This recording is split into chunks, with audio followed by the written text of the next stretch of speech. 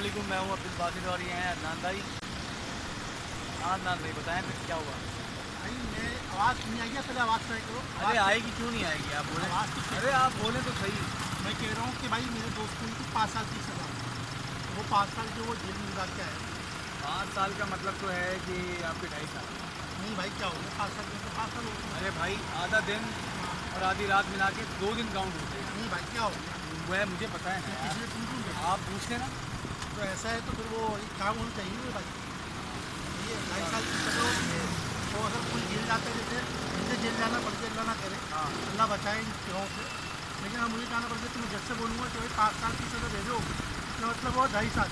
हाँ। आप 2.5 साल नहीं करो, मैं पूरे 5 साल लूँगा। अरे क्या बात कर रहे हो हाँ ना, भाई, और जेल क्या? में रहोगे, कैसी बातें कर रहे हो मैं यार। 5 साल लूँगा भाई फैसल भाई चेक करो यार इनको, क्या बोल रहे हैं।